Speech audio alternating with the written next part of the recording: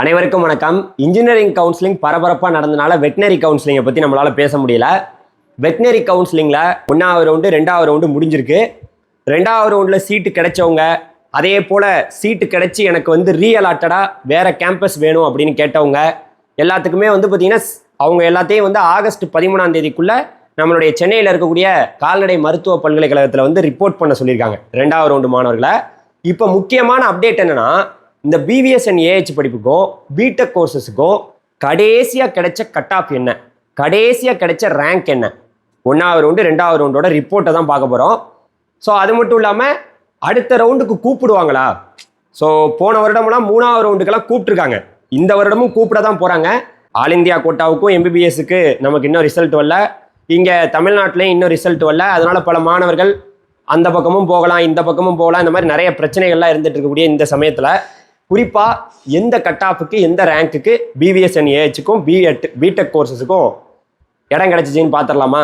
அதுக்கு முன்னாடி இந்த வீடியோ புதுசாக பார்க்க வந்தீங்கன்னா மறந்துடாமல் லைக் பண்ணிக்கங்க. அதாவது இந்த பிவிஎஸ் அண்ட் ஏஹெச் படிப்புக்கு பிசி கம்யூனிட்டியில் 196 கட் ஆஃபுக்கு தான் நமக்கு சீட்டு கிடச்சிருக்கு. ஓவரால் ரேங்கிங்கில் 837 ரேங்க் வரைக்கும் சீட்டு கிடச்சிருக்கு. எம்பிசிக்கு பார்த்தீங்கன்னா 197 கட் ஆஃபுக்கு வரைக்கும் சீட்டு கிடச்சிருக்கு. ஓவரால் ரேங்கிங்கில் 598 ரேங்க் வரைக்கும் சீட்டு கிடச்சிருக்கு. பிசிஎம்ல 193.5 கட் ஆஃப் வரைக்கும் சீட்டு கிடைச்சிருக்கு.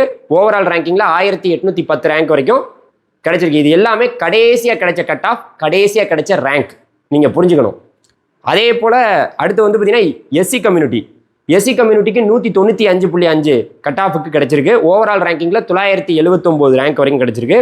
எஸ்சி ஏல பார்த்தீங்கன்னா 192.5 கட் ஆஃப் வரைக்கும் சீட்டு கிடைச்சிருக்கு. ஓவரால் ரேங்கிங்கில் 2352 ரேங்க் வரைக்கும் சீட்டு கிடைச்சிருக்கு.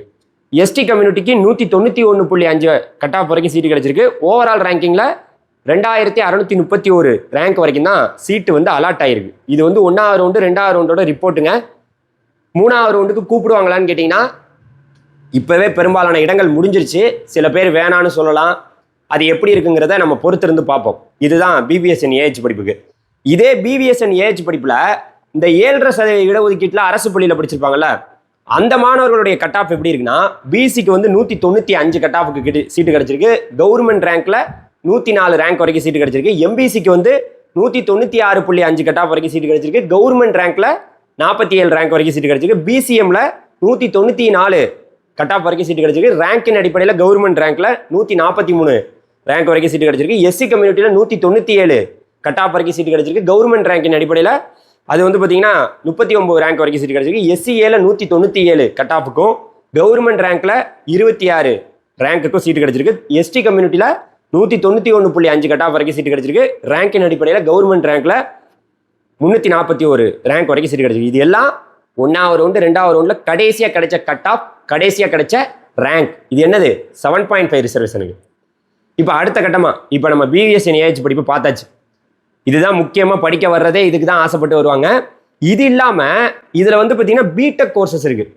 இந்த உணவு தொழில்நுட்பம், அதே போல் டைரி டெக்னாலஜி, பால்வள தொழில்நுட்பம், கோழின தொழில்நுட்பம், இந்த மாதிரி பார்த்தீங்கன்னா dairy technology, food technology, poultry டெக்னாலஜிங்கிற கோர்சஸ் இங்கே ஆஃபர் பண்ணுறாங்க. அதில் உங்களுக்கு எவ்வளோ பேருக்கு எப்படி சீட்டு கிடைச்சிங்கிற விவரங்களை பார்க்கும்போது பிசியில் 188.5 கட் ஆஃபுக்கு 380 ரேங்க் வரைக்கும் ஓவரால் ரேங்கிங்கில் பொலிட்ரி டெக்னாலஜி கிடைச்சிருக்கு. எம்பிசிக்கு பார்த்தீங்கன்னா 190.5 கட் ஆஃபுக்கு ஓவரால் ரேங்கிங்கில் 270 ரேங்க் வரைக்கும் பொலிட்ரி டெக்னாலஜி கிடைச்சிருக்கு. பிசிஎம்ல 186 கட் ஆஃபுக்கு ஓவரால் ரேங்கிங்கில் 564 ரேங்க் வரைக்கும் டைரி டெக்னாலஜி கிடைச்சிருக்கு.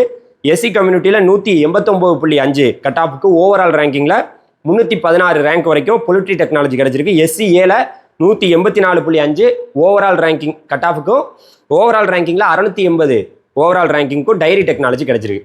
இது பார்த்தீங்கன்னா கடைசியாக கிடைச்ச பிடெக். இந்த படிப்பை பல மாணவர்கள் விருப்பப்பட்டு எடுக்கிறாங்க சில பேர். இதுவுமே ஒரு ஃபேமஸான ஒரு கோர்ஸ் தான்.